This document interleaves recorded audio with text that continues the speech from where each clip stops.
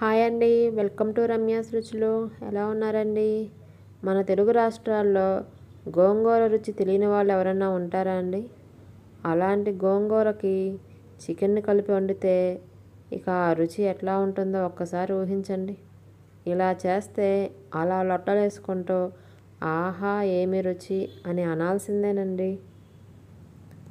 మరి మనం ఈరోజు అలాంటి చికెన్ గోంగూరని ఎలా చేయాలో చూసి నేర్చుకుందామా అండి?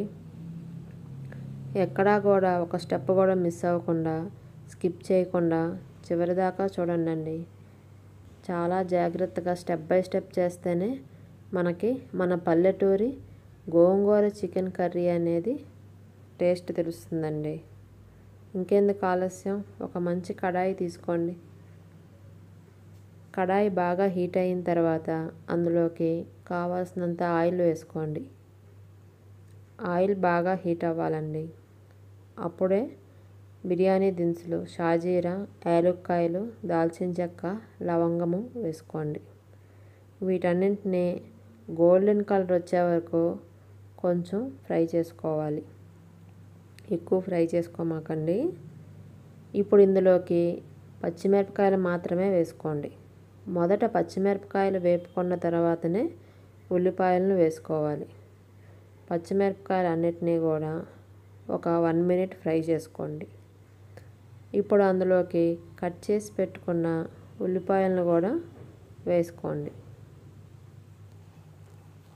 ఉల్లిపాయలు అనేవి మీకు ఎంత గ్రేవీ కావాలి అనుకుంటే దాన్ని బట్టి ఎక్కువగానో తక్కువగానో కోసుకోండి, మీరు తీసుకునే చికెన్ క్వాంటిటీని బట్టి. ఇక్కడ నేను తీసుకున్న చికెన్ క్వాంటిటీకి నాకు 3 పెద్ద సైజు ఉల్లిపాయలు పట్టాయండి. ఉల్లిపాయలు అన్నీ కూడా బాగా ఫ్రై అయ్యే వరకు వేయించుకోండి. ఉల్లిపాయలు పచ్చిగా ఉన్నప్పుడు మీరు కనుక అల్లం వెల్లుల్లి పేస్ట్ వేస్తే కూర అనేది పాడైపోతుంది. ఉల్లిపాయలు తప్పనిసరిగా బ్రౌన్ కలర్లోకి రావాల్సిందేనండి. అప్పటి వరకు కూడా తిప్పుకుంటూ దగ్గరుండి ఉల్లిపాయని ఫ్రై చేసుకోండి. ఇప్పుడు ఇందులోకి 2 స్పూన్లు అల్లం వెల్లుల్లి పేస్ట్ను ఫ్రెష్గా దంచుకొని వేసుకోండి. ఇలా అల్లం వెల్లుల్లి పేస్ట్ ఫ్రెష్గా వేసుకోవటం వల్ల మీకు కూర రుచి అనేది చాలా బాగుంటుంది. అల్లం వెల్లుల్లి పేస్ట్ అంతా కలిసేలాగా ఉల్లిపాయలతో పాటు కలుపుకోండి. పచ్చివాసన పోయే వరకు ఫ్రై చేసుకొని అందులోకి 1/2 కేజీ శుభ్రంగా కడిగి పెట్టుకున్న చికెన్ను వేసుకొని కలుపుకోండి.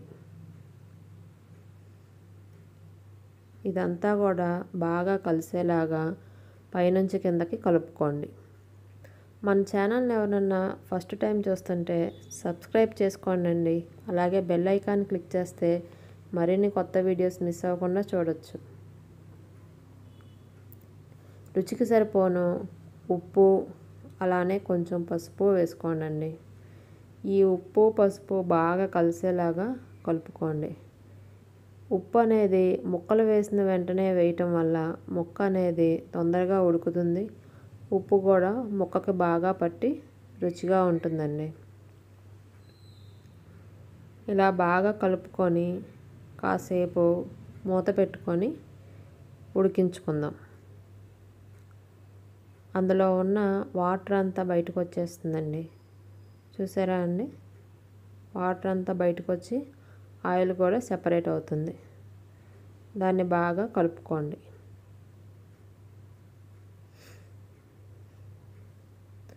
ఇప్పుడు ముక్క ఉడకకపోతే కొంచెం వాటర్ పోసుకోండి, లేదంటే ఉడికించి పెట్టుకున్న గోంగూరని కలుపుకోండి. గోంగూరని సెపరేట్గా ఒక 10 నిమిషాల పాటు ఉడికించుకోవాలి. అలా ఉడికించుకున్న గోంగూరను తెచ్చుకొని ఆల్రెడీ ఉడికిన చికెన్లో వేసుకుంటేనే మనకి కూర రుచి అనేది బాగుంటుంది.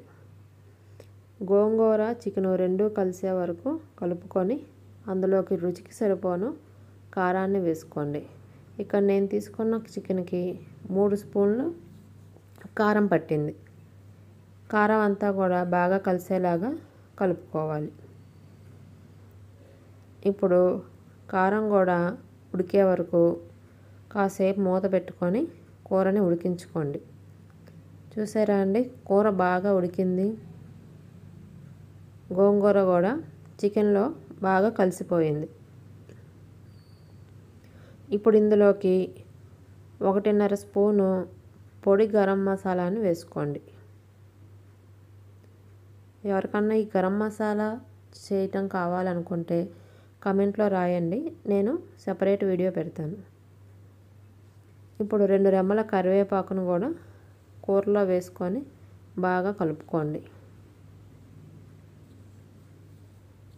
ఒక 2 నిమిషాలు ఉడికిన తర్వాత ఇందులోకి సన్నగా కట్ చేసి పెట్టుకున్న కొత్తిమీరని, కరివేపాకుని వేసుకోండి.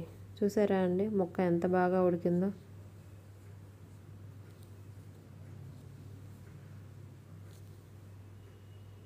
కొత్తిమీర, కరివేపాకు, పుదీనా అన్నీ కలిసేలాగా బాగా కలుపుకోండి.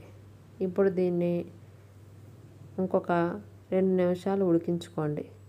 అంతేనండి, ఎంతో రుచికరమైన గోంగూర చికెన్ రెడీ. థ్యాంక్స్ అండి. Thanks for watching. Like, share, subscribe.